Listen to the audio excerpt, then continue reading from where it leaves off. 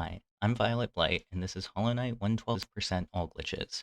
This is max completion on the most recent patches of this game, and in addition to collecting every percent before getting an ending, we need to defeat all 5 of the game's boss rush pantheons. Um, Hollow Knight is a 2D Metroidvania, so normally you would expect us to do a lot of going through areas, first collecting movement abilities to be able to traverse through the entire map faster. Um, but because we are running under the all glitches rule set, as opposed to most Hollow Knight runs under the no major glitches rule set, we get to skip a lot of things via various forms of save file abuse, various forms of out of bounds, stacking rooms on top of each other. We kill a boss via acid from 3 areas away. Um, this run gets to do a lot of things that most people, even within the Hollow Knight speedrunning scene, are probably not familiar with. Um, and I think it's a really cool showcase of how much you can break this game with glitches. Um, with that, I think I'm just gonna start the run. Um, One thing to note here as we go into the game and skip through these opening cutscenes is the separate game modes. Those will come up later. Um, those are very relevant for stuff that we do later. Um, so the beginning of this run, we do still need to collect some abilities that will allow us to fully break the game. And the most important of these by far is buying the map. Um, because of the way the map button works in this game, we're able to use it to gain control when we really shouldn't be able to. Um, and with that, we can trick the game any number of ways and go to the places we want far before we should be able to. Um, Unfortunately, on this patch and most patches of the game, we do need to do a bit of money collecting before we have access to the map. Um, Hollow Knight's money system is called Geo. There are a number of ways to collect Geo, either from killing enemies or as a reward for killing bosses. There are also items you can pick up and sell to an NPC to gain money. Um, but those all take a lot more time and or require us to go further into the game. So we are just going to collect 2 geo rocks, deposits of geo that are here on the ground. Um, and after we get the map, we are going to use it to get what is called bench storage. Benches are this game's save points. You sit on a bench, you heal to full, you're allowed to interact with your inventory and stuff. Um, we are going to trick the game into thinking that we're sitting on the bench even when we are not sitting on the bench. Um, which is going to allow us to do a number of things. But the most important is that it gives us the ability to go out of bounds in rooms by gaining control while the room is still loading in. Um, and as a result of this, we're going to skip the first couple movement abilities that the game gives us because we want other ones more. Here's Cornifer, the NPC who sells maps throughout the game. We only talked to him this once. And now we're performing a save quit because the game saves your progress while doing stuff, but quitting to the main menu sends you back to the most recent bench you sat on, or in some specific cases, it sets you at a certain point, even if you haven't sat at a bench there. Because we pass through Dirtmouth, the town here, the game sets our bench at Dirtmouth. And there, by using the map, we are able to gain control of our characters while in the middle of talking. Um, and the way this allows us to pretend to be on the bench still is that um, as we're doing the animation to sit on the bench, the we finish the dialogue, so the game gives us control back. So when the game checks the boolean, when the game checks that you're on the bench again, we already have control. So we're able to just walk out of the room, um, and the game never checks again if we've gotten off that bench because we were on it when we were already moving. So now here we are using our inventory to gain control early and to skip off to the sides of these rooms. Um, in addition to this, having our inventory open allows us to uncap our full speed, which we can also do in rooms by opening our inventory in the middle of a load. Um, this restricts some of our abilities, but it's usually worth it to go down rooms faster. Um, so here we are in the fungal waste, which is normally the third area that players are really able to explore. But we just pop in real quick.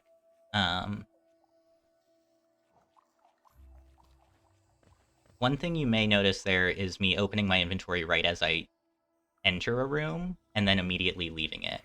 That's because when the game gives me back control there, the game registers that I'm still in the hitbox of the room transition, um, which you're supposed to pass out of before getting control. But because of us having bench storage, we're able to do that earlier, and the game will send us back into the load quicker. It's very minor time save.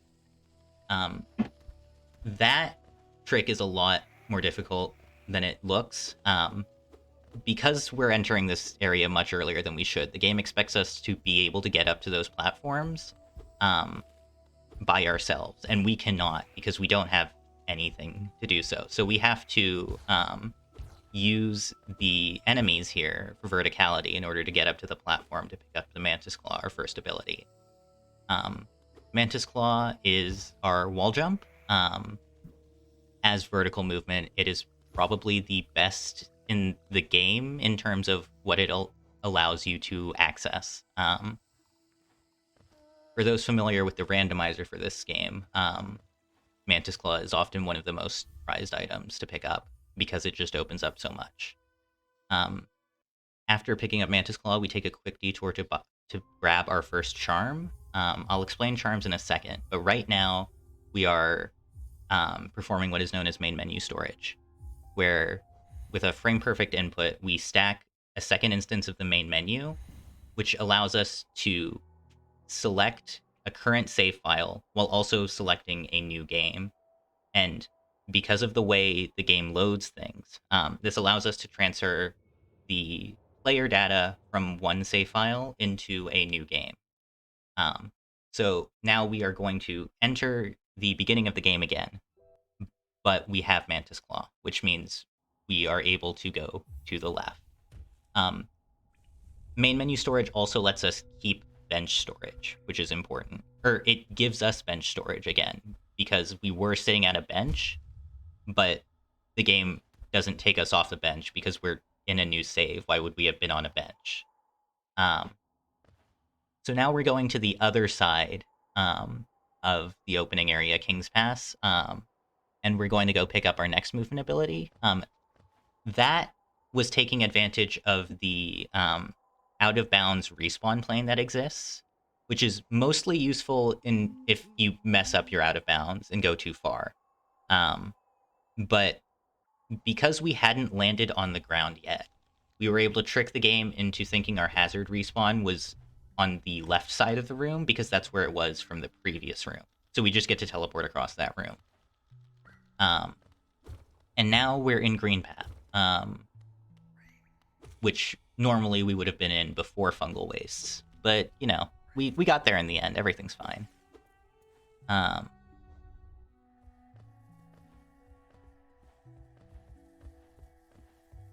Right, I mentioned charms earlier. Charms are this game's equipment system. There are 40 charms in total, and they each add various things to your abilities or to your damage. The one we picked up was Dashmaster, which isn't going to be relevant until after actually getting the dash in a bit. But it's going to allow us to do a lot of movement later on in the run, because it allows us to dash downwards as well as horizontally. And here we're fighting the Guardian of the Dash herself. This is Hornet, popular character from the hit game Hollow Knight Silksong. That's definitely out by the time you're watching this. This fight's a bit longer than it would be in most categories because we only have the base nail, but we still get through it relatively fine. And now we're going to do a quick main menu storage after picking up the dash. But this time it's going to look a little different. Depending on the timing for the final selection for a new file, you can either have no clip when entering the next save or not have no clip in what is called yes clip by the community. The reason the difference matters is because even though no clip would be faster for the previous trip to cliffs and then the previous trip to go get our dash, that if you go through an upwards load with no clip, you hard lock the game, because the game never gives you control back. So we have to do that part with yes clip, and then we can go this way with no clip.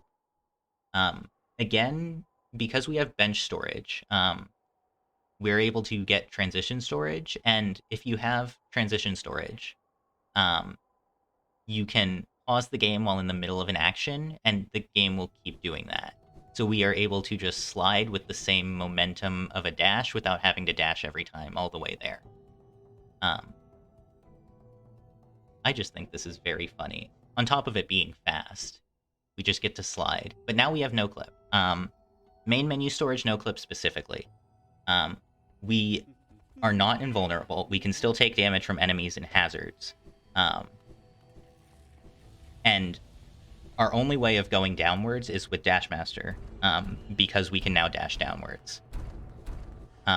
Which is why we do need to pick that up earlier, because it allows this movement to be doable.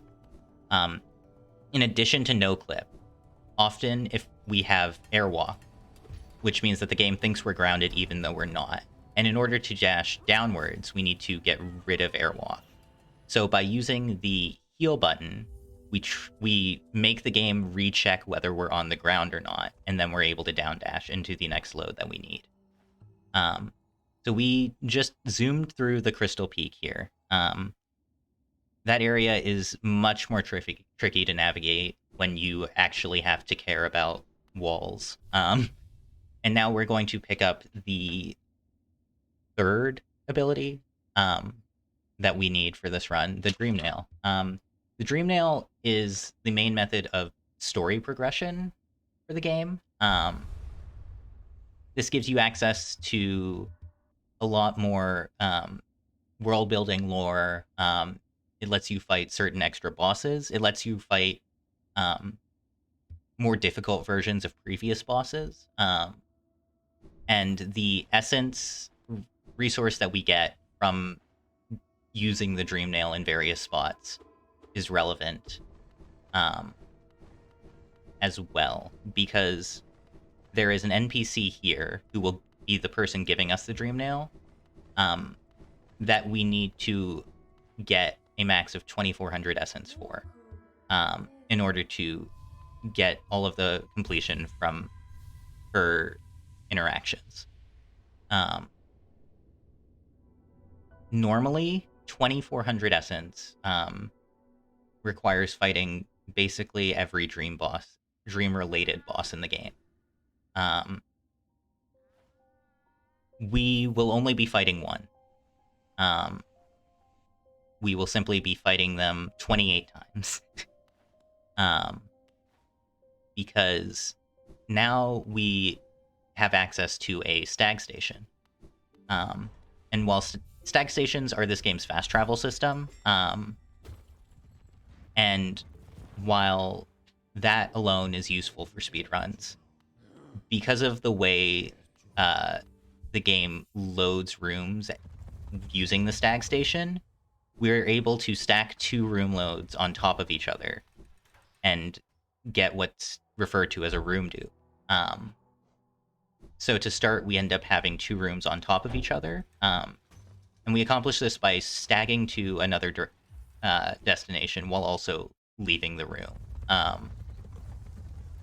This makes visibility very bad, but the way we're going to turn this 2 rooms into many more is that certain rooms are designated by the game as boss rooms, and for some reason, boss rooms add rooms to the number of room loads you have. So by entering and exiting this boss room a total of 7 times, we semi-exponentially increase the number of rooms in the dupe until we have enough that we can kill one version of this boss, because we thankfully only have to fight 1-0, which normally gives us 100 essence. But if we stack enough of them on top of each other, we get 2800 essence instead.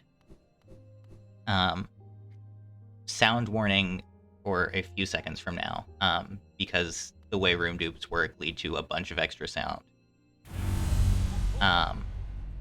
But yeah, this fight with nail only is the hardest fight in the run, which is very funny because in most speedruns, 0 is a complete pushover.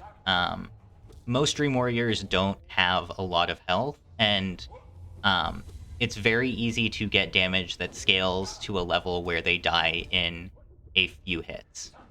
But here, our base nail only deals a total of 5 damage, as opposed to most of our damage sources later in the game. And 0 has 200 health.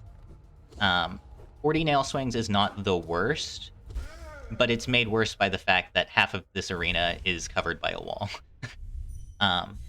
Thankfully, 0's still kind of a pushover in terms of a boss fight, and we have the ability to save time and heal and get rid of him.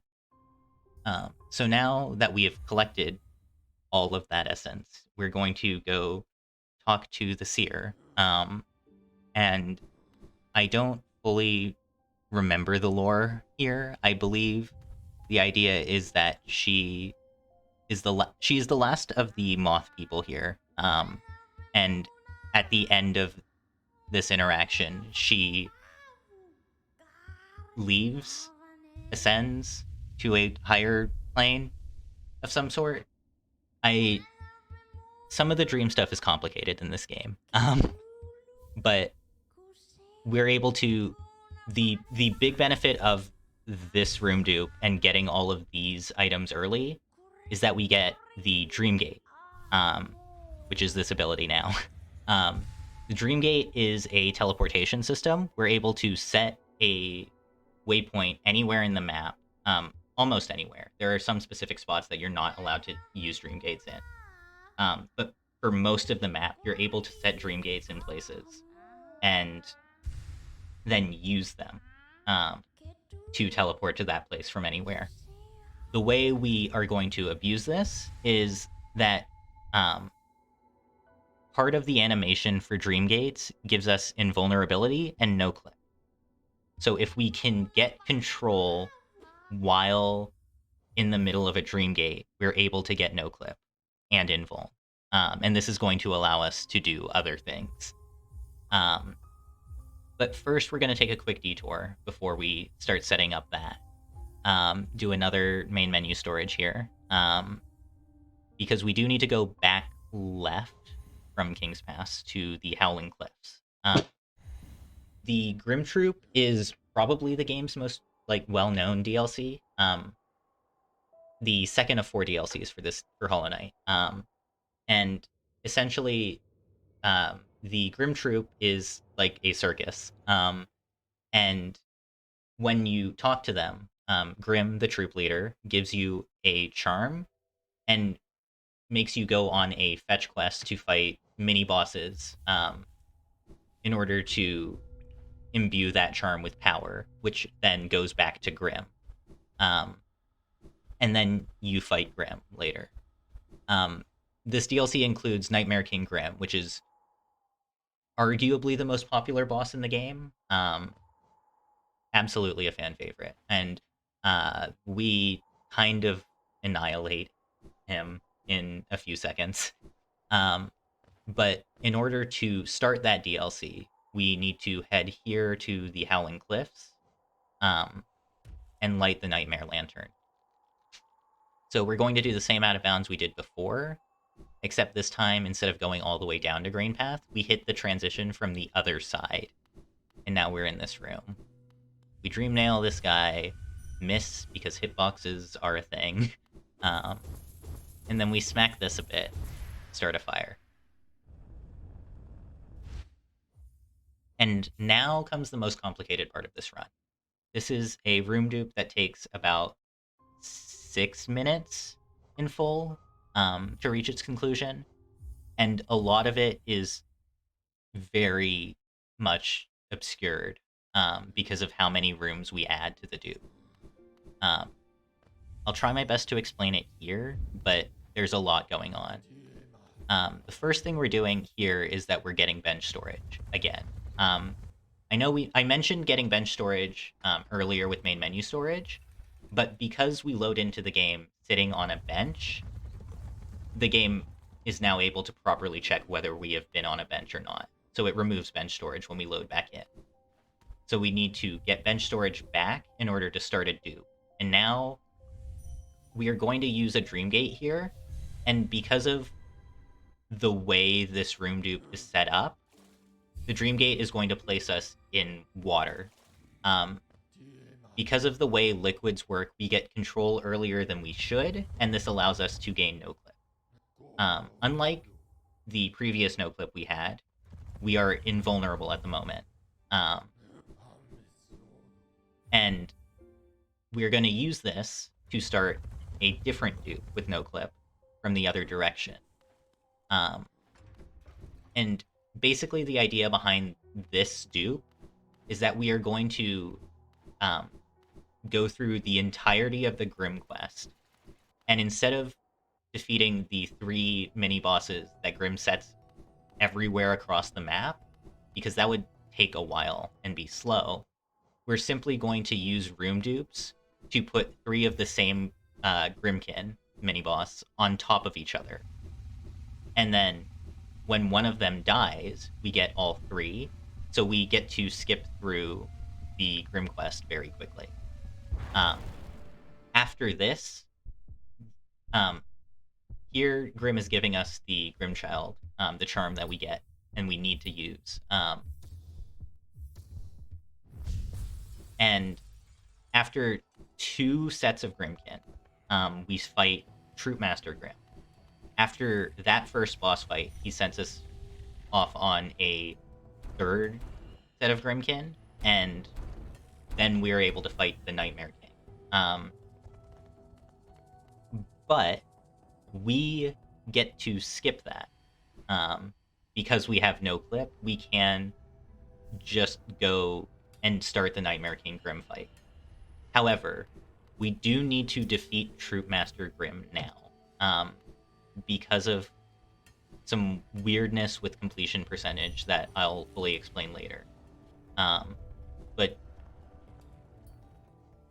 as a result, we're going to set up the room dupe in such a way that there are acids in the arena for Troop Master Grim, which also places them in the same spot for Nightmare King Grim because the arenas are overlaid. And basically, instead of having to do these boss fights ourselves, we're going to let the game do it for us. This has a few downsides, mainly that it isn't really consistent when the bosses die entirely. And also just the sheer number of rooms we get to by the end of the dupe make things really awkward. But there's the first Grimkin. As you can see, they jumped into spikes, exploded, and now we can immediately go talk to Grim again.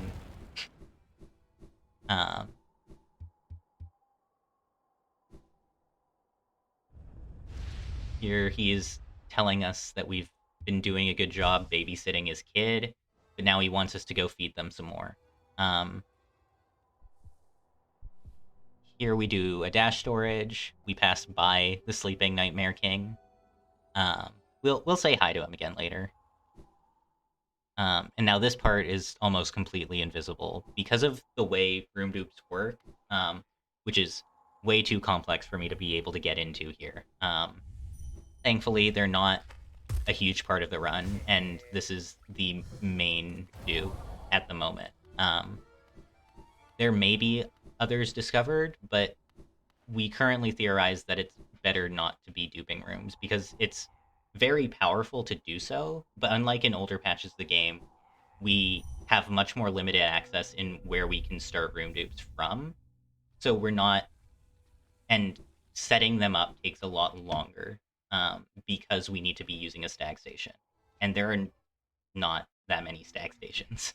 Um, so a lot of the rest of this run is done simply with no clip.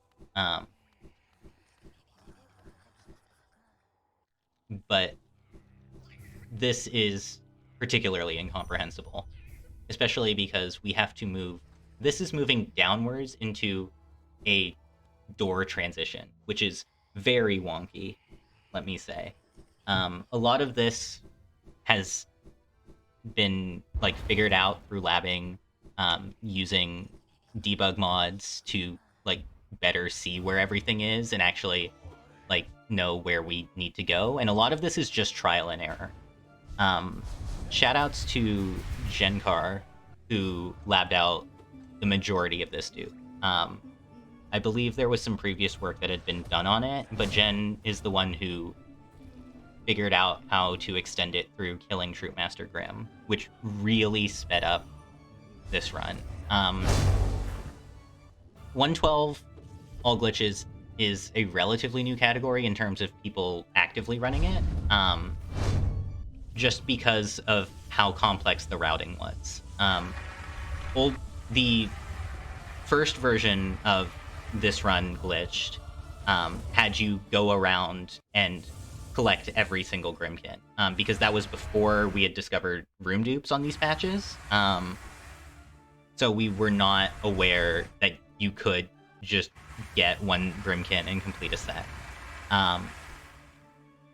Once that was discovered, it took a while for people to actually look at this category again seriously. That didn't really happen until about a month ago, as of this recording. Initially, we had planned only to dupe the Grimkin and then fight Troopmaster Grimm with invulnerability. But after a bit of messing around and trial and error, Jen found this setup to just deal with the boss instantly, because the way we were doing the fight was really slow because we don't have anything in terms of damage increase right now. That is going to change in a bit. Sound warning. I guess the sound warning's a bit late. This stuff is very loud, and that clapping is so annoying. But yeah, like this part of the run is by far the most incomprehensible because a lot of the screen is obscured and stuff is stacked on top of each other. I guarantee that the rest of the run will be more visible. But this is Nightmare King Grimm, as everyone knows and loves him. I'm not sure why people are such a big fan of this boss, though. He kind of just explodes. Now that we have gotten the percents from doing this, we are going to quit out and perform main menu storage, and this is going to be slightly different from everything else we've done. Because we are, instead of going into a new game, we are going to be using Godseeker mode. Godseeker mode is an additional game mode that was introduced in the patch that brought Pantheons into the game as DLC. And Godseeker is basically just the Pantheons. So it's a way to really focus in on doing bosses. But as part of that, Godseeker mode gives your character full equipment. And because of the way we can stack save files on top of each other. This allows us to skip collecting most of the stuff we need to get abilities-wise. So that now we have full movement, full damage, every charm, and everything else we need. And we're not done yet with the rest of the game. There are still a few things we need to get that are percentages outside of this. Namely, the main percentages outside of this are the 3 dreamers, which are the story progression for the base game endings. And then the remainder of those are bosses that we need to fight. Most of those bosses we get to just annihilate because we are now at full equipment. But we have to do Troopmaster Grimm early. And the reason we need to do that is because the Grimm fight is tied to our Grimmchild charm being at a certain level. The fight only triggers because the charm is at a certain level, and the game's triggered that you've collected 3 flames. Going into Godhome gives us the fully upgraded Grimmchild that we would get after defeating Nightmare King Grimm, which will not let us do the Troopmaster Grimm fight. Now, most of the bosses in the game will give us the percent when doing them in Godhome, in Pantheons. Grimm is one of the few that does not. So the early part of this run is getting the Grimm percentage and then being able to go into Godhome after that, so we have full equipment for everything else. So now we are going to main menu storage out of Godhome, and back to the rest of the world. This is specifically MMS with YesClip, but we're also going to make use of the Dreamgate that we set way back at the beginning of the dupe, because that is going to allow us to go to Resting Grounds, because most of the rest of the stuff we need to get now is on the other side of the map. And main menu storage on these patches will only allow us to start at King's Pass. But because of the Dreamgate that we had set here, we can just teleport to the other side of the map and do all the things here, and then we can main menu storage again to do all the stuff on the left side of the game. That is going to be collecting a bit of essence. Every Dreamgate that we use costs us 1 essence. For some reason, Godseeker mode starts off with 1 essence, so we get that one for free. But we have to interact with the Whispering Root there, the Dream Tree, which is like a way of giving the player essence while also incentivizing them to explore rooms. And we use that to get a quick bit of essence for all the Dream Gates we need in the rest of the run. From here, we're going to head down into the City of Tears. The first thing we need to do is defeat the Watcher Knights and collect the first Dreamer Lurian. So we're just going to head over there really quick. That is a bench storage heal. Because we still have bench storage from main menu storage, if you interact with the charms there as though you were putting them on, the game will recognize the game will act as though you're on a bench and put you at full health. Opening your inventory with bench storage is usually not good because it also soft locks you unless you gain control back another way. But because we're doing it while in the middle of a crystal dash, the super dash there, ending that gives us control again so that we're able to do that safely. I also kind of just glazed over what we were doing in Godhome with our charms. That is the charm binding glitch, which basically allows us to put on everything we want in a build. And I mean everything. So each charm has a notch cost. And the game normally has a notch limit of 11 because you start with 3 and you're only able to pick up 8 throughout the map. But the Pantheons have additional bindings, which are basically challenges. And one of them is that you can't use charms. We are able to abuse this with bench storage because this will take off our charms. Well, this will act as though the game has taken off our charms, but we still have the other charms equipped. So if we open our inventory at the right time after leaving a Pantheon with Charm Binding on, we still have the game think we have 0 notches of stuff equipped, but we already have stuff equipped. So we get to just add another 11 notches worth. So we did that twice, and now we have 15 charms on? I don't remember exactly. I kind of glazed over the Watcher Knights boss fight. In any percent, that boss fight is absolutely terrifying. At least at first glance. When it's one of the biggest roadblocks in Hollow Knight speedrunning for most people. But because we have full equipment, it doesn't really phase us. And this is the first of 3 Dreamers. One thing that is important to note here, after collecting a Dreamer, the game saves you at the spot where the Dreamer was located, which is not a bench, but when you quit out, it returns you to this spot.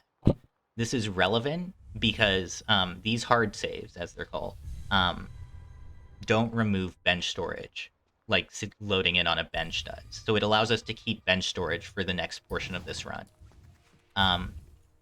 From here, we Dreamgate back to this side, and we're going to head right to the Kingdom's Edge. There are a few things we need to do here.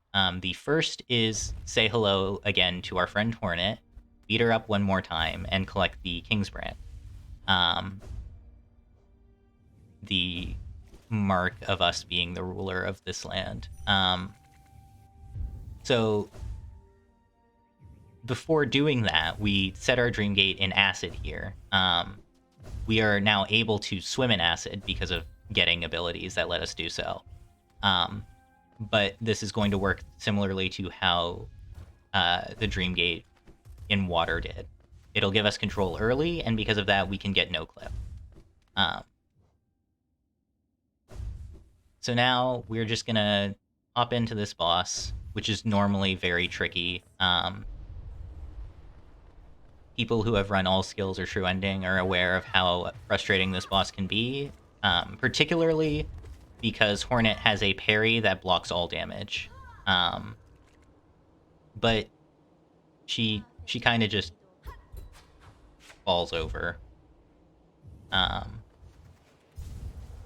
So now we head into this shell of the former king and become the king ourselves. The lore's more complicated than that, but I like the version where we're king. Maybe not king specifically, but I want to be a monarch. That's a lie. I don't actually want to be a monarch. But, like, you know, seems neat in theory, aside from the real geopolitical problems there. Anyways, Hornet saves us from imminent doom after we beat her up and took her lunch money. I'm not entirely sure why she does this again.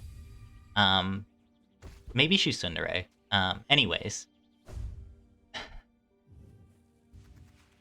we're going to head over to fight the Collector, which is one of the few other bosses that we don't get percent from in Godhome. And after this, we need to head up to the Colosseum of Fools, which are a wave-based survival challenge, combat challenge. But in order to reach them, we need to go through an upwards transition. So we set that Dream Gate outside of the Collector room. And by doing that, when we Dream Gate to it later, using the Dream Gate properly will remove no clip so that we're able to go up to the Colosseums cleanly. Because otherwise we would hard lock upon entering an upwards load. We quit out here because of having gotten Dreamgate no clip. This is just cleaning up some save files because we need more space later. We do that multiple times throughout this run. But when you get Dreamgate no clip or Dreamgate invulnerability from interrupting a Dreamgate, using a dream gate again or entering a dream will cause you to white screen. You still have control, but it's impossible to see anything. Old versions of the true ending all glitches route included doing movement in white screen, which is frankly not too difficult. We do similar kinds of things in NMG as well with darkroom movement. But personally, it is something I'm happy we don't have to do here. So now we enter the Colosseum. There are 3 trials here. The third one is significantly longer and more difficult than the last. But because we're at full equipment again, all of these enemies fall over in 2 or 3 hits. Especially with the power of the build. Our charm build, I don't have the names off the top of my head, but this is every charm that we found to be beneficial to us. There are a few others we could add with no downside, and there are a few others which we may end up adding in the future if we find that there's more actual use. But for most of the charms that we don't have included, they're either actively harmful, because they unstagger bosses, mainly. There are a few sources of damage that we don't use because they mess with the sources of damage we already have. And that's mainly with boss staggers. Or they're just, like, not useful. For example, Wayward Compass. We don't put Wayward Compass on because we don't really need to see where we're going. You can put Wayward Compass on if you're feeling particularly funny. But optimally, you don't put it on because you can use it to bench storage heal. So this first Colosseum, we do with bench storage because we've come from the hard save of Kingsbrand. The other 2 Colosseums we will not be doing with bench storage. We will be doing with Dreamgate and Vulnerability. We aren't able to do that here because bench storage stops us from being able to use our quick map. Stops us from being able to store interactions with quick map specifically. And as a result of that, we are going to need to wait to be able to get back on a bench to change things. I'm kind of glazing over this Colosseum. This is the first of 3 trials, and as a result, it's very lax.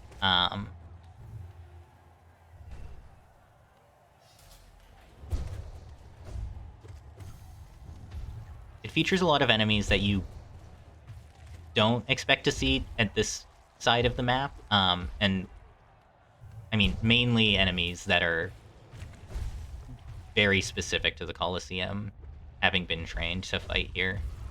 But we also get to kill 2 mothers for some reason. Yeah, sorry.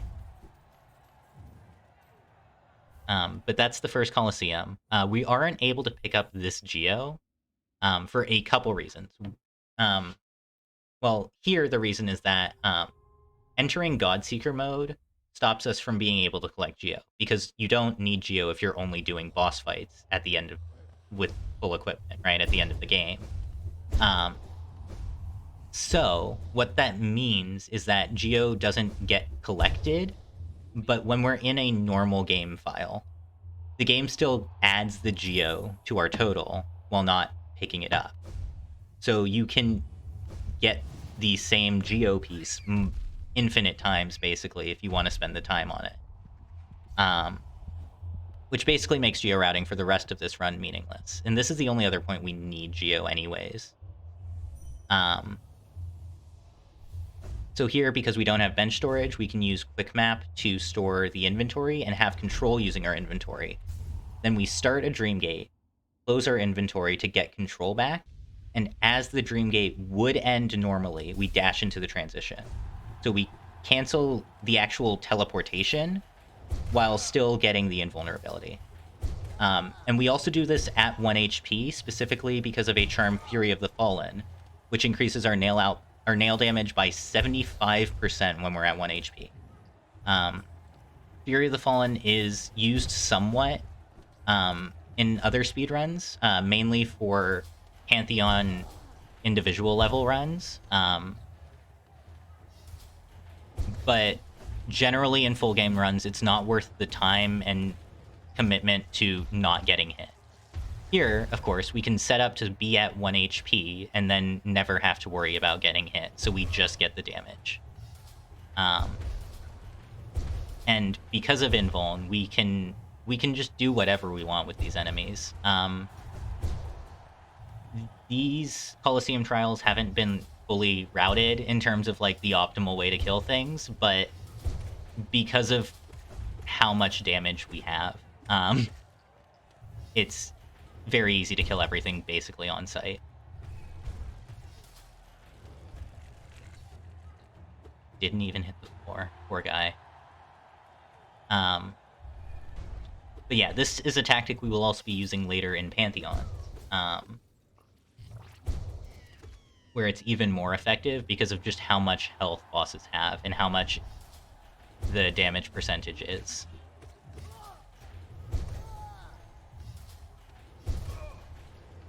As you can see, everything goes down in 1 or 2 hits. And the things that don't, we get to cast spells to deal with. I never mentioned spells earlier, but they use the same resource as our healing, which is really cool in terms of game design because it forces you to choose between playing defensively or offensively. Here, though, because of the extra charms we get, we have effectively infinite soul whenever we need it. So there's not really much of a resource trade-off, and we also don't need to heal, and actively don't want to heal anyways.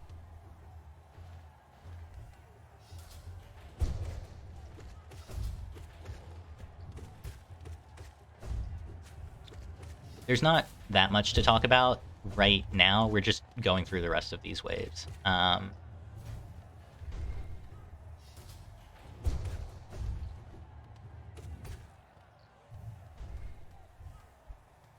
And here we kill what are canonically lovers. Again, it's the Colosseum is doing morally questionable things, and as much as I would like to tear this whole place down and start anew, we can only in this game play along with the system. So we pick up our reward here. We pass by all this geo a bit, and it goes into our account, but we don't see it. And now we unlock the final Colosseum wave. Not wave, but the final Colosseum section, the Trial of the Fool. Full disclosure, I never got this percentage casually. My first playthrough save file ended at 111% because this stumped me for weeks, and then I just stopped caring. The first time I did it was my first time doing a 107% run, which is another max percent category. Of course, I didn't know I could just get Dreamgate Invulnerability and not have to care about anything.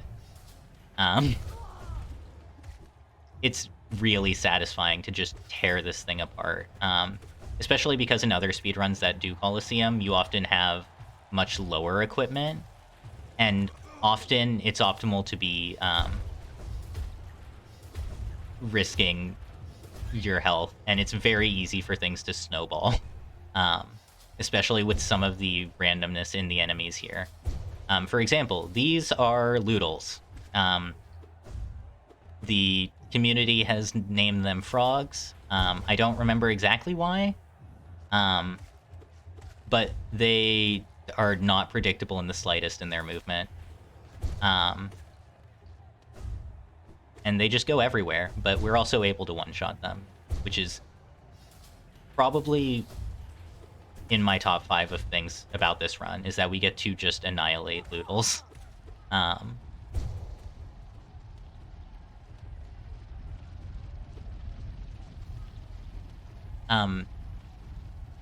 I also didn't mention it because we just got it in the middle of God Home MMS.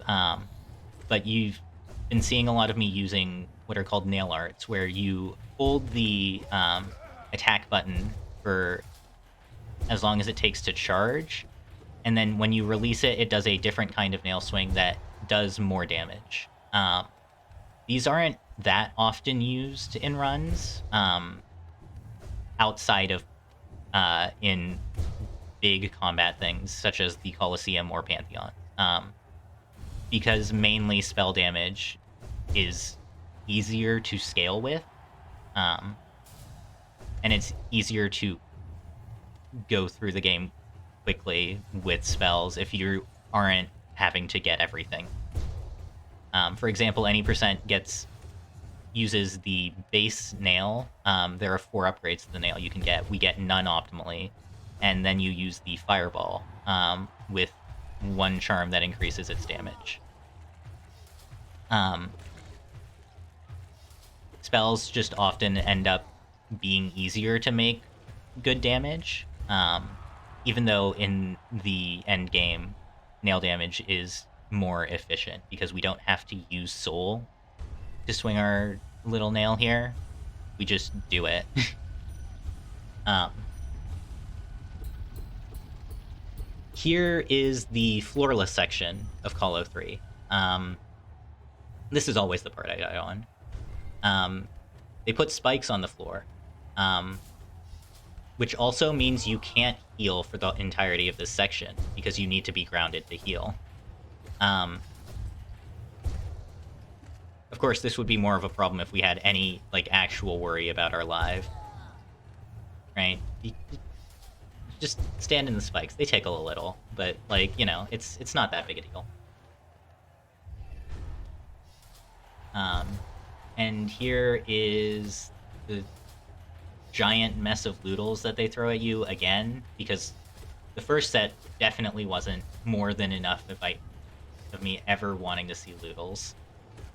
But we deal with them.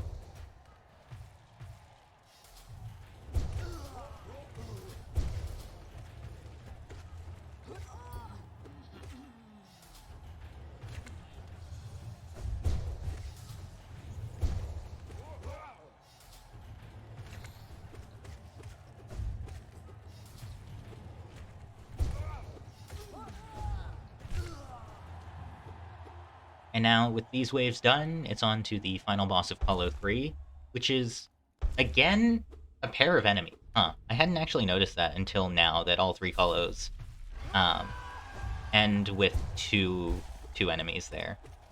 But because of being able to set up a trap, we just explode the God Tamer immediately. And that's it. That's Call of 3. If you want help in your casual playthrough getting all of the percent, just do it like that. I don't know. Wasn't that tricky for me. I just kind of did it. um, but now that we've done the Colosseum, we have completed everything on the right side of the game world. So now we are going to use main menu storage to teleport back over to the left side, where we still have a few things to grab before doing Pantheon. This is going to be with no clip again. This is the... Hang on, I'm counting how many times we've seen these credits. Because it's 1 at the beginning, 1 after Claw, 1 after Dash, 1 after Seer Ascension, that's 4, 5... Okay, this is the 6th time we've seen those credits. And we'll see them once more. Here you'll notice that I'm able to get control a lot earlier because of having abilities. No clip movement becomes a lot more easy after having used Godseeker mode. The early game no clip is more scary because there aren't ways to back things up in case you end up missing a load that you need to hit. But here we have ways to stop your downwards momentum a lot more easily, and also to move back upwards if you need to, via the game's double jump.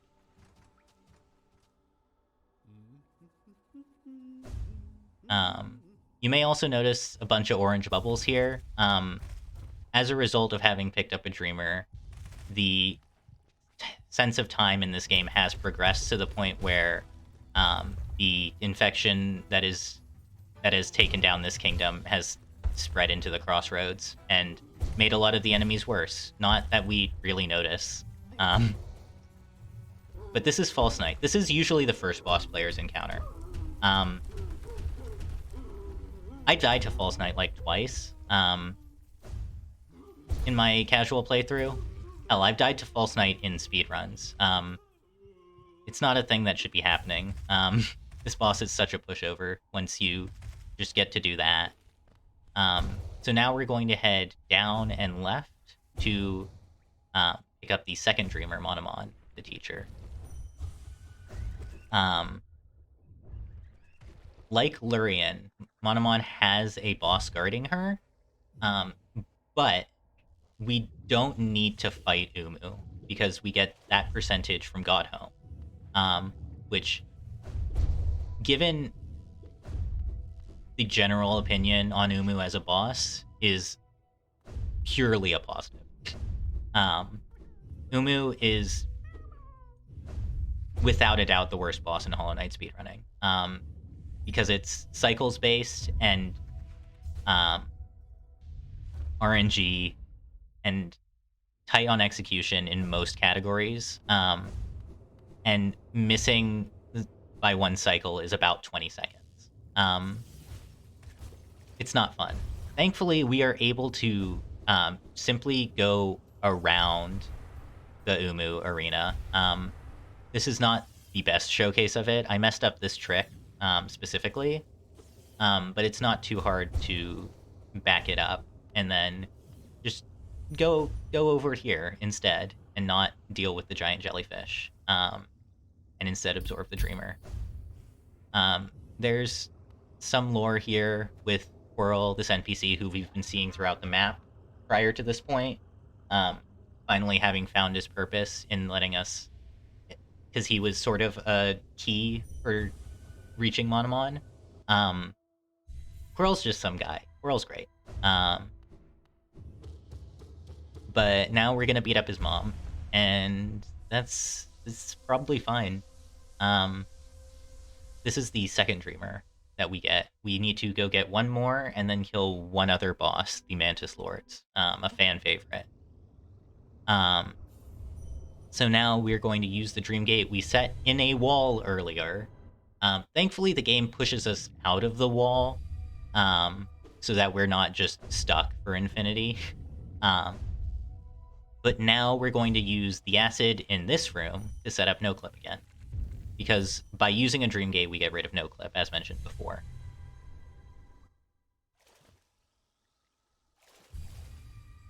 That was a very weird instance of that almost not working. You can mess up the Dream Gate no-clip and end up stuck inside of a wall. I've done that many times. It's funny until you have to Alt F4 because the game's hard-locked. Or not hard-locked, but it's soft-locked. So now we're going to head back through Fungal. We visited this area once before. We're here again, paying a trip to the Mantis Village, this time to beat up their leaders. And they respect us for it afterwards, because this is definitely honorable combat. You may notice here that we are falling so quickly that the camera cannot catch us. This is because transition storage maintains our momentum, and one of the charms we have increases the speed at which one of our dashes works. So we just go faster than the game is expecting us to be possibly able to. Because that speed exceeds our max fall speed. Mantis Lords is a common fight that people get into early with very little equipment and have a good time with. We don't do that. We just annihilate them. And then we say bye. Here we are going to head back into Monomon, where we were last saved. Use the Dream Gate to get no-clip again, and head into Deep Nest, into Spider Town to collect our last Dreamer. Hera the Beast, who is also Hornet's mom. Um, we've been killing a lot of mothers in this run, huh? That's... I don't like that it only now occurred to me that that happens as much as it does. But anyways, to get there, we're going to travel through the Queen's Gardens, which were once part of Green Path, but got taken over by, in fact, our mom. I am not the best person to explain this game's story, because I have too much fun making fun of it. But we are going to head down from here into Deep Nest. Arachnophobia warning. There are spiders here. We won't see much of them because we get through this area pretty quickly, but they're still there.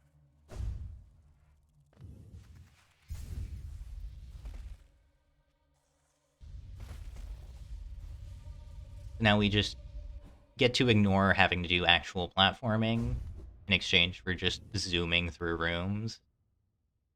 And now we enter Beast's Den.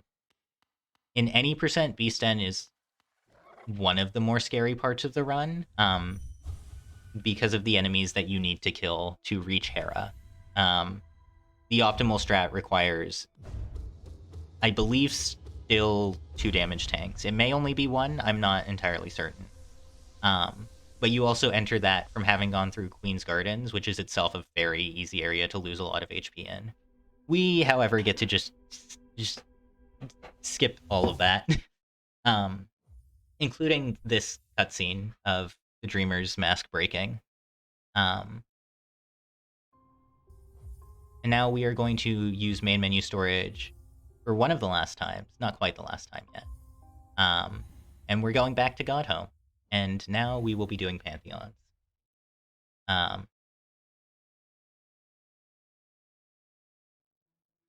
This part of the run is maybe the closest to no major glitches runs. 112% NMG finishes the run with Pantheons because at that point you have full equipment. And while initially 112 AG had Pantheons earlier in the run, it made more sense to just move them to the end, because it was easier to route other stuff early. This also lets them be a lot more climactic in terms of like finishing the run with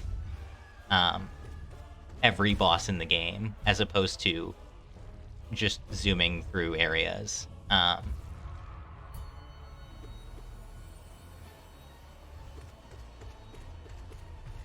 So the first 4 Pantheons are set up of various groupings of bosses. The first Pantheon is mostly early game bosses. A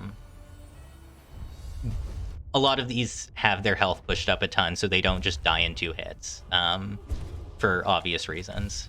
But they still do mostly explode, especially when we set up Fury damage here.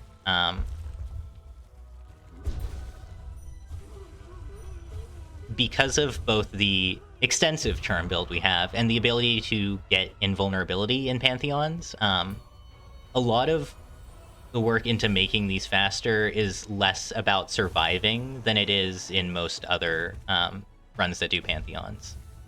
I should have died there. The reason I'm not dead there is because our Shade Cloak, which is the dark version of our dash, gives you iframes, and my iframes lasted just long enough for the damage that they also do to kill that boss instead of me. We can't set up invulnerability.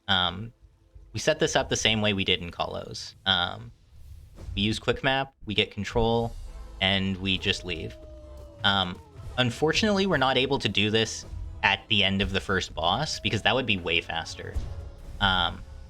But if you set up Dreamgate Invuln between bosses in a Pantheon, the game white screens you. Because of the way these loads are. But now we get to just stand in bosses. We also ignore what are known as the boss screams, where the game takes away control for an animation. We get to just do damage then. And a lot of the time, bosses still have a hitbox while they're screaming, so we're able to just really lay into them at the start of a fight. Some of them don't, unfortunately, but because of Fluke Nest, the spells you're seeing me cast, commonly known as flukes, do damage. They linger for a few seconds, which means we can set them up early, and then when the boss's hitbox becomes active, they die, or they take damage. They don't always just die. But another weird quirk of flukes on patches, I believe, 1432 and forward, is that once they trigger as having hit an enemy, their hitbox lingers for about a second or so. Which means they can multi-hit if bosses, or any enemy really, moves out of and back into the hitbox where they were. This is used both in this run and in, I believe, Pantheon 1 IL speedruns, and also in various categories NMG. Fluke Nest has a long and storied history of being very good and breaking the game in all patches, except like one, but we don't talk about that one. So for a long while, people didn't realize that Fluke Nest on this patch did multi-hits. I believe it was Early Knot who first discovered this, and even then it took a while for that to catch on as used. But now 112 NMG also uses flukes in a significant portion of the run fighting bosses, because of the multi-hit potential.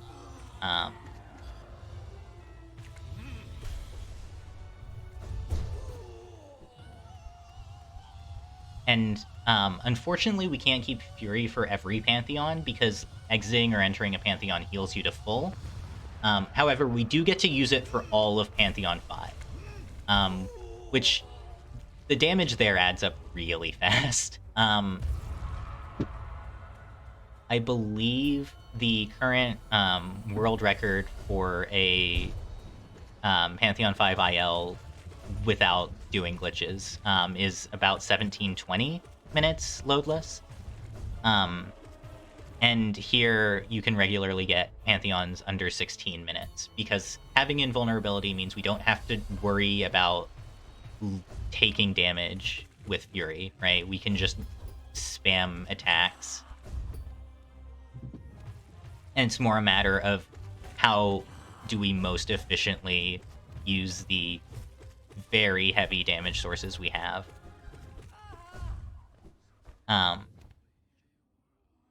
And boss RNG plays a huge role into this. As you saw there with the Mantis Lords, 2 of them died relatively quickly, mainly due to fluke multi-hits. But the third one was doing other things, and I wasn't able to properly react to that. Nosk here as well is a good example of boss RNG, where because of the way Nosk's hitbox works, Nosk takes especially large amounts of damage from flukes.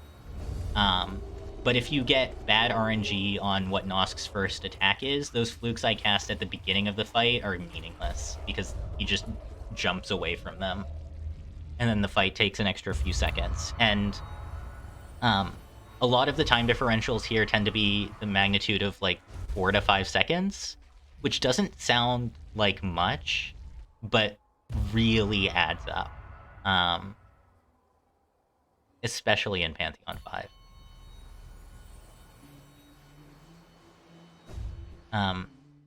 In addition to all the bosses that you would normally be fighting outside of Godhome appearing here, there are a few bosses that you do only see in Godhome. For example, here the Paintmaster Shio, who is where you get the Great Slash Nail Art from in the base game. But now you fight a version of himself who throws his paint at you instead of using it to show you some neat stuff and how beautiful the world can be. But it's fine. We still like him. Now we enter Pantheon 3. widely regarded as the worst Pantheon. Because a large number of the bosses here have a lot of RNG, and it is much more inconsistent to get good times in Pantheon 3. Umu's in this Pantheon. For those who remember Umu discussion from earlier. It's very easy to just lose 15 seconds to Umu. And Elder Hu here also was not playing nice, given the whole disappearing from the screen for multiple seconds.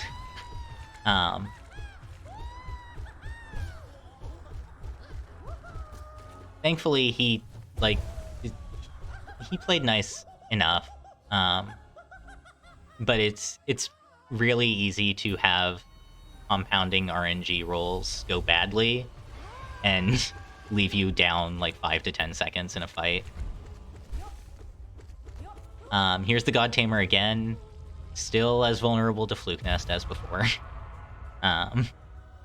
Even with buff health. And here we see Troop Master Grimm. Now we're gonna have a real fight, right? No. We kind of just... we bully him real bad. Get the kill with a dash. That was the result of me realizing mid-fight that we had found something new to kill him faster.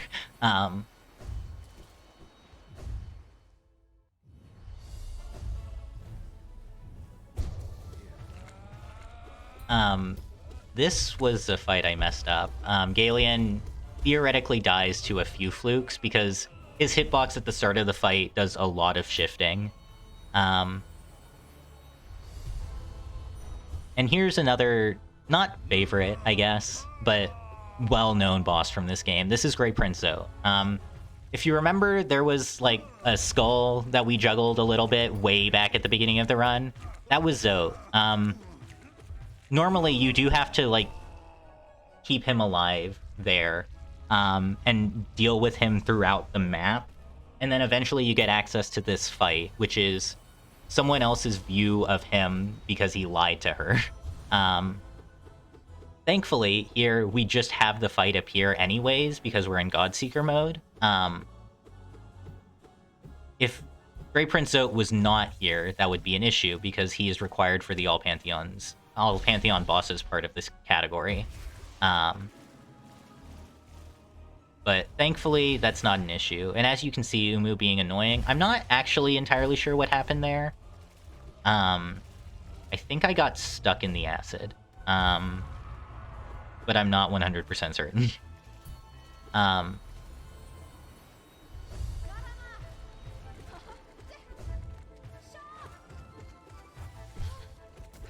But yeah, the use of a lot of nail damage and Fluke Nest multi-hits makes most of these bosses go by very quickly. Especially because we can just stand right on top of them.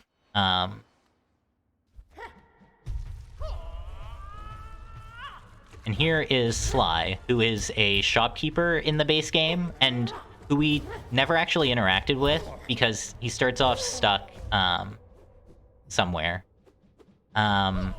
He starts off stuck in the crossroads because he had been infected slightly. In-game, you get him out of it, and then he sells you stuff. But he's also the former Nail Sage, and he carries a very big stick.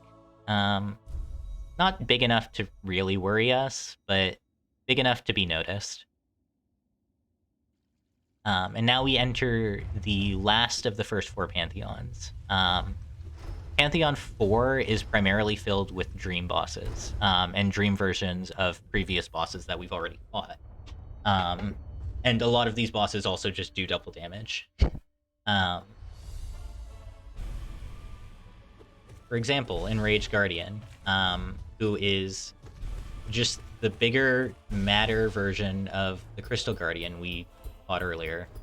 Of course, double damage doesn't matter to us. Thankfully, the game doesn't take us having invuln as 2 damage meaning 1. It's just the damage doesn't happen.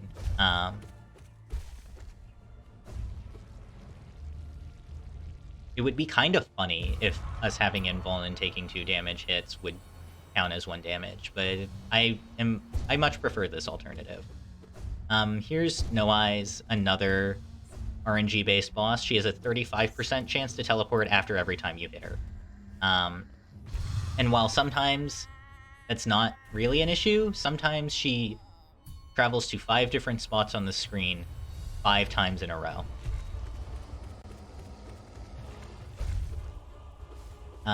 My favorite part about Fluke multi-hits is how often bosses seem to just trip over themselves and explode. Because the sprite for the Fluke disappears as the boss walks into it the first time, the hitbox stays even if it's invisible. So when a boss is bouncing, like with Watcher Knights earlier, or in a bit with Watcher Knights, or they jump and land, and they get staggered or die, it's just very funny to watch them fall over seemingly out of nowhere. This is Failed Champion, the much more difficult version of the False Knight that we had to fight earlier. This is one of the more difficult bosses in most NMG speedruns. It's usually not one you die too much, but it's very easy for things to go wrong. And here's Markoth, another fan favorite Pantheon boss. I'll save why for when we get to him in P5.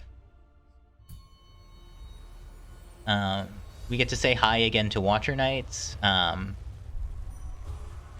They do take a bit more damage this time, but they still mostly just fall apart.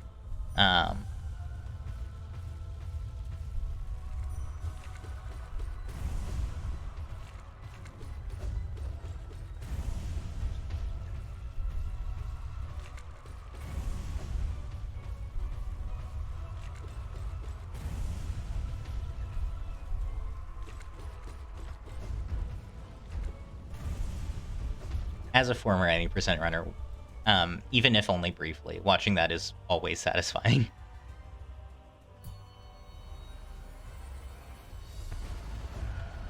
And here's the bigger matter version of the Soulmaster, who is also a very frustrating boss in terms of RNG. Because it turns out teleporting bosses are kind of frustrating.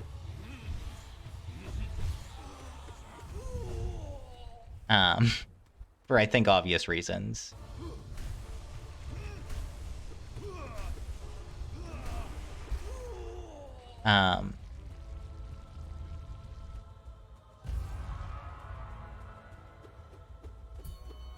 Yeah, there's not really too much to say here.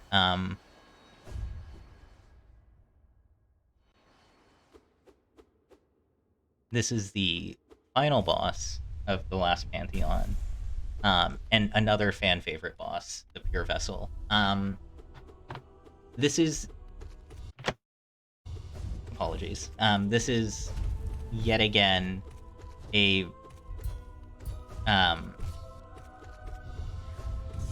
an alternate version of a boss in the main game. We will see them as well in a while. But we've got a bit more to go before that.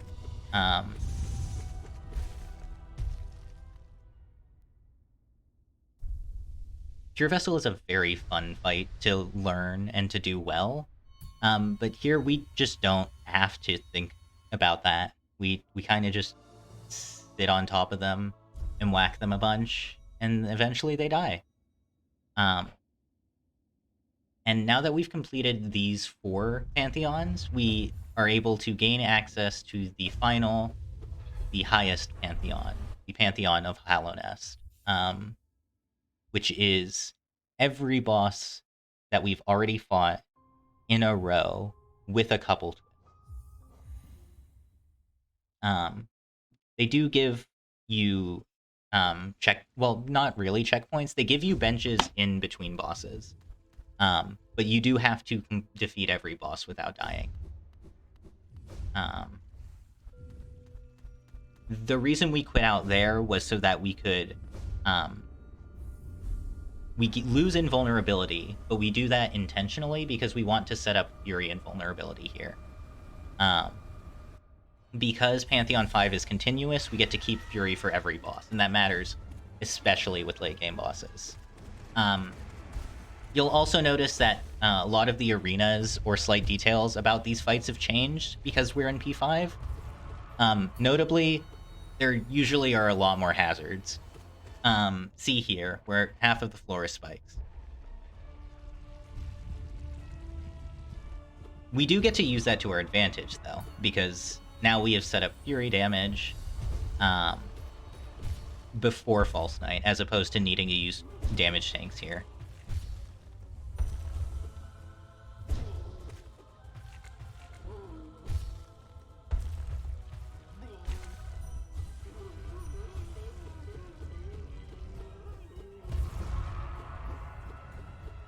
It's honestly funny to me how much of the time in Pantheons is spent just waiting for boss animations to finish so they can finally die already.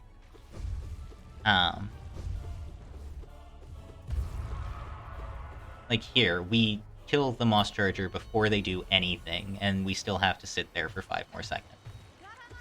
With some bosses, it's with Soulmaster in particular, it's a lot of time, where we have a fight that takes about 30 seconds in total, at least 16 of which is just watching him flail around when dying. And there's our invulnerability setup. And now we get to really tear things to shreds. You'll notice, again, no floor. If we did fall there before killing the boss, there is an out-of-bounds respawn plane, thankfully. But it's a lot of time lost to fall, so we try not to. It's especially punishing to fall during some of the later bosses, but I will point that out when I get there. The order for Pantheon 5 mostly follows the order of the first 4 Pantheons, just in a row. But there are some slight tweaks for one reason or another. I don't know the reasons, but it does lead to some punishing sets of 5 if you are fighting this normally.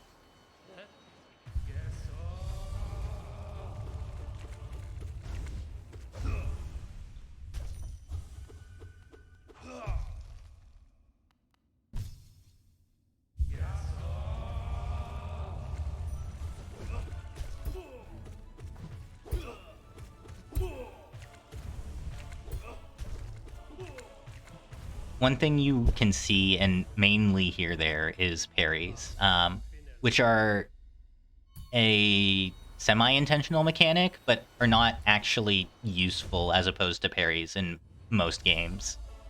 They mostly just cause a large number of freeze frames and a sound that personally hurts my ears.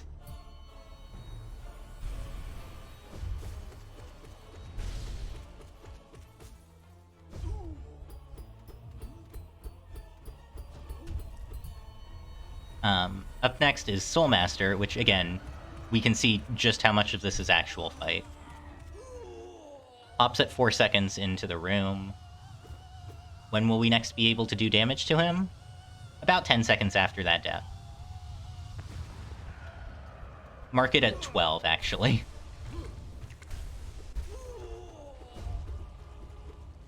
And then it takes 9 seconds after he dies for the game to move on from this room. All in all, we do not spend much time with Soulmaster, but the amount of cutscene time is a little annoying.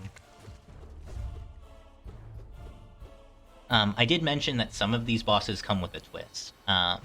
This is the first instance, and yet another one that many people are a huge fan of. Here's the Mantis Lords, where normally you fight 1 and then you fight 2 at once. But, it's the biggest challenge in the game. We might as well give you all 3 of them, right? What are we doing if we don't? This pattern is disgustingly good, because of how flukes work. Um, but even without that kind of boss RNG, Sisters in this scenario is very easy to take care of. I will say that a lot of these bosses are more fun than this makes them look. This game's combat feels very good when executed well. I guess we're not really at a terribly interesting point here, and there's only a bit of time left in the run. And given I am using this for marathon submission, I might as well mention some other things on the side. This is pre-recorded. You noticed when I paused the video earlier. That is because I was attempting to do commentary of this while in the middle of a run. But this is absolutely a run where I will need one or two co-commentators to handle the duty of talking while I am performing glitches. Part of this is just due to how easy it is to mess something up majorly. There are no real hard locks here, and it's very easy to make like safety states. I was only half joking when I said Mantis Pogo at the beginning of the run is the most difficult trick, because it's something that you just lose 2 minutes to if you end up messing up, because you just have to walk all the way back. But basically every trick in this run has some way to back it up or to just reset and go again.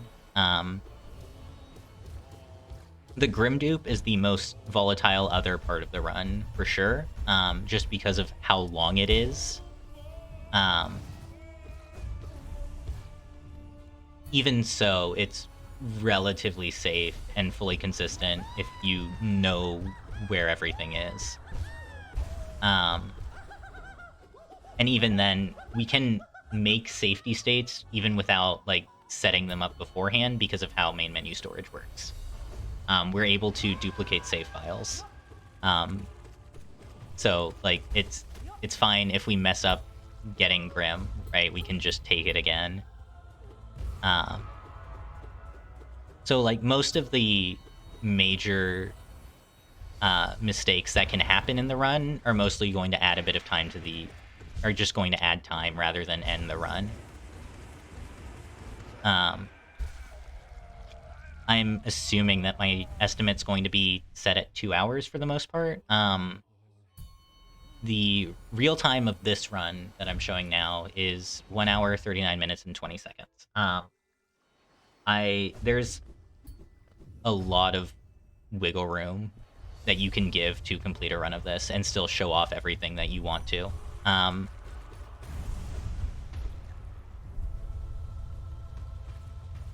What I'm trying to say basically is that while there are some spooky parts of this run, it is still pretty marathon safe.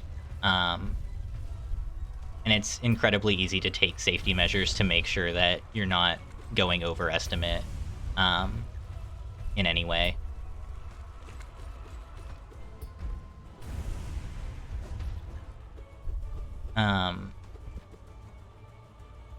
What else did I want to talk about?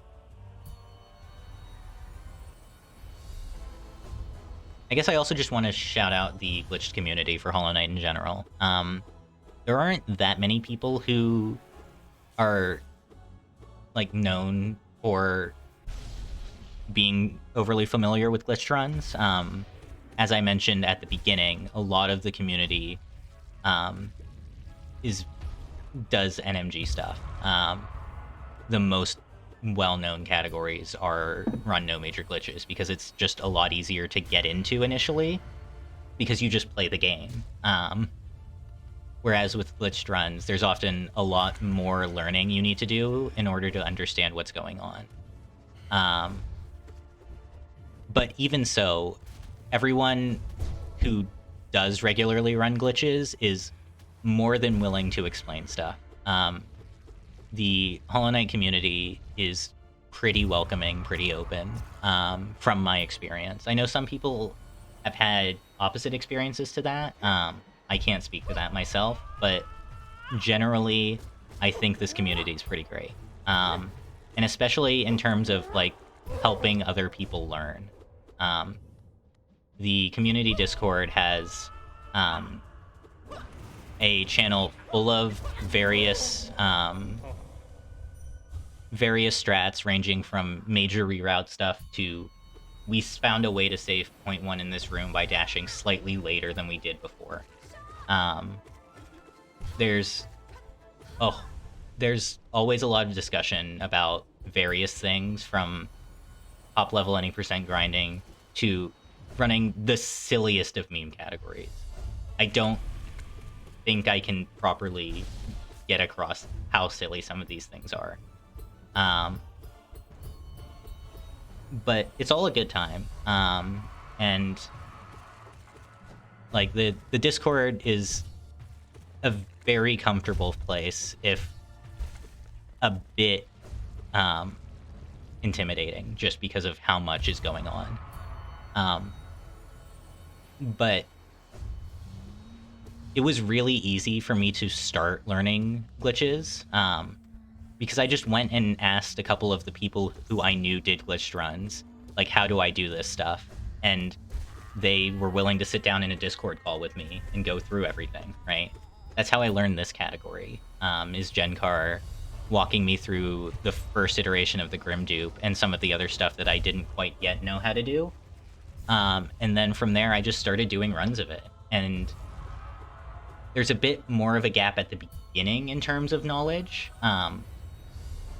but it's not as difficult to understand this stuff once you get a base level of knowledge compared to what I was expecting it to be.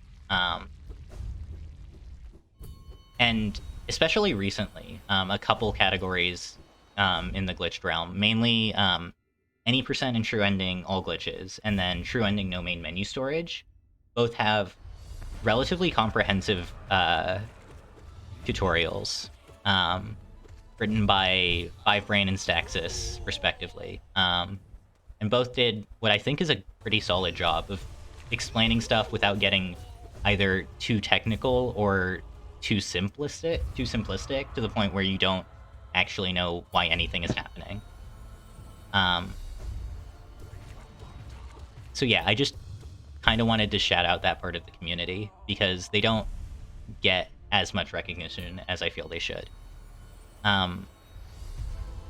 Back to this Pantheon. We just saw Markoth. As I mentioned before, people love Markoth because his arena in P5 doesn't have a floor. It's great. Just delightful. But yeah, we're coming up on the final 4 bosses of Pantheon 5, and after that, we do need to do just a little bit more.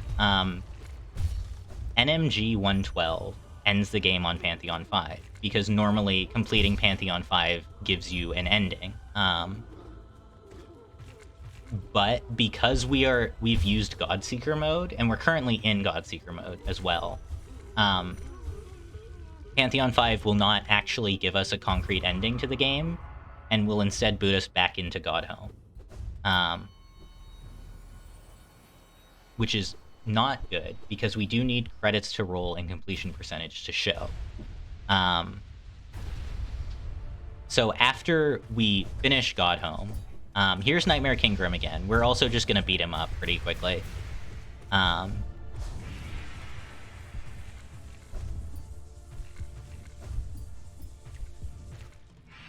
But we are going to go back into the base game, into the overworld, and we're going to beat up the Hollow Knight, the named character in this game, the Hollow Knight, who is not us. We are not the Hollow Knight. I probably could have made that clear like a couple hours ago, but it's fine. Who is the infected version of the Pure Vessel here. And who we are going to kill and replace in containing the infection. And also Hornet's going to be stuck in there with us. We actually can't get the base ending because there are two endings outside of God Home. There's the killing THK ending, and then there is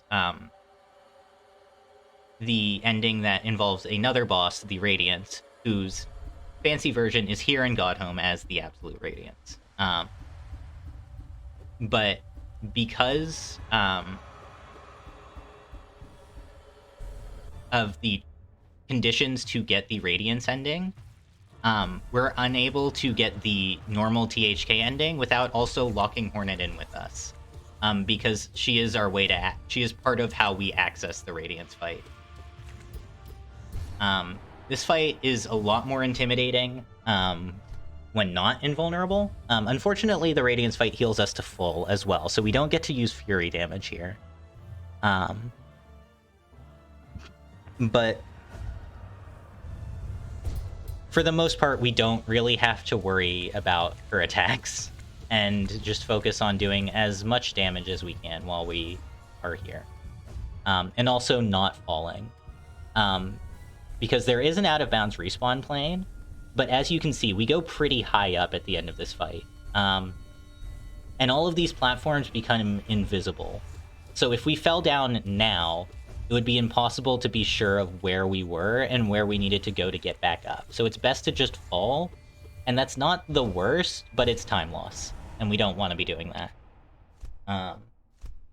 But here, we have defeated the Radiance, we have killed the Sun, and replaced it with Void, I think. Don't quote me on that, please. But this would normally be leading us to the ending, and we will get the cutscene for that ending.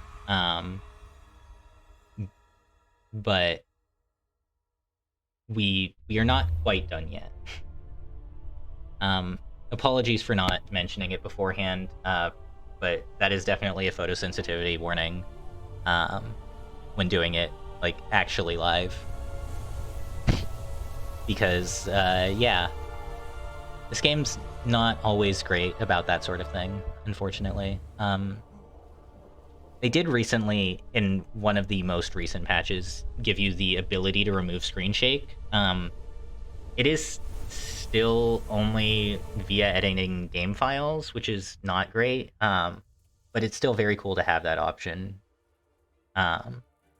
Both just from a quality of life standpoint of not wanting to see everything, so not seeing the screen shaking so much because it can get pretty bad, but also just because it makes visibility easier. But yeah, that's Pantheon. That's Pantheon 5. That was in 15 minutes and 24 seconds. That is the fastest I've done this to date. I do believe that you could probably get it under 15 minutes, but the RNG rolls you have to do for that are not something I particularly want to undertake. So now we're going to main menu storage one last time.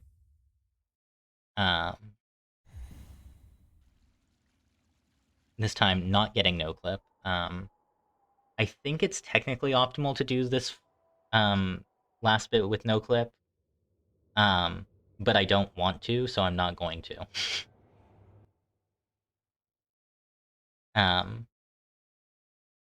Also, because if at any point during the THK fight you jumped, that would be very bad for you, with how that fight ends. But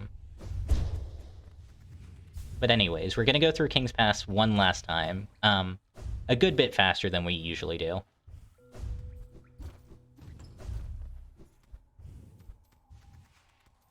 I don't think that's a super dash. I think you're supposed to just dash across. Gonna head down Dirtmouth, down the well, and it turns out the final boss is like almost directly below the beginning of the game. So we don't have to travel that much, thankfully.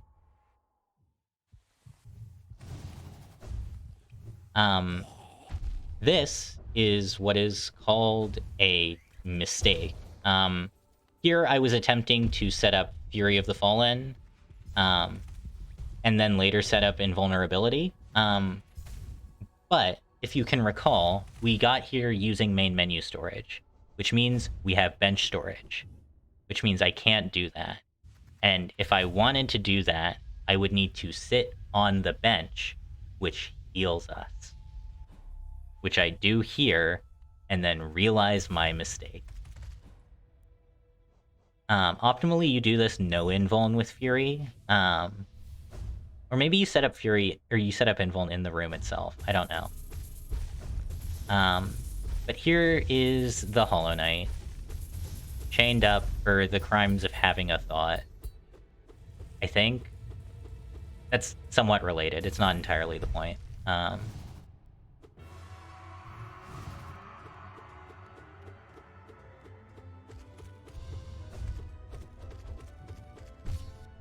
But the Hollow Knight, as large as they are generally kind of a pushover when you have late game equipment.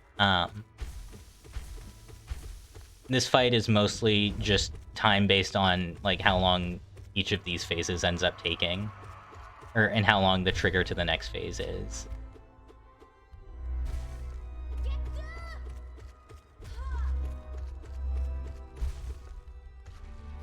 And then they pop, and then we absorb the orange juice that is leaking out of their chest. And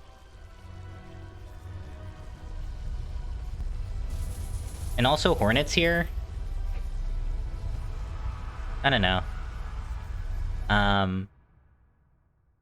But yeah, this ending is a little anticlimactic compared to ending in Pantheons.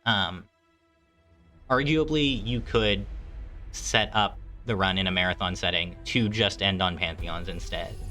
Right? It's technically not the same run, but it would be understandable that you ending on this is just kind of boring. But that is 112% all Pantheon bosses, all glitches. Yeah. This run I really like, because it's probably the longest glitch category we have fully routed right now. Or if not the longest, then probably the most complex. Because for the most part, glitched runs tend to be any percent or true ending, which is killing the radiance, and all skills, which is picking up all major abilities, before finishing the game as quickly as possible. Routing max percent with glitches is very difficult, just because of the sheer number of things you have to factor in. And thankfully, Godhome main menu storage means that we don't have to route in literally everything, but only the very specific things that we can't cheat our way into. But it's still a very large web of stuff, and this route has only solidified in the last couple of days as of this recording. And it's entirely possible something gets discovered to change the order of things yet again. This run also comes in at less than half the time of doing 112%, no major glitches, which is a currently 3.5 hour real-time run. And I also think that this run shows just how much variety you can see in glitched runs in terms of the things that you get to do, and like the degrees to which you are able to break the game, right? From the early game where we use the map to go out of bounds, we trick the game into giving us a bench anywhere, but we're not just annihilating everything in existence with invincibility, right? And we go through that, and it shows off a larger spectrum of potential for this as a speed game than I think a number of other runs do. But yeah, that's 112% all glitches for Hollow Knight. I've been Violet Blight. I don't feel the need to promote myself on this. Um, Thank you for watching and for listening and for considering this for your marathon.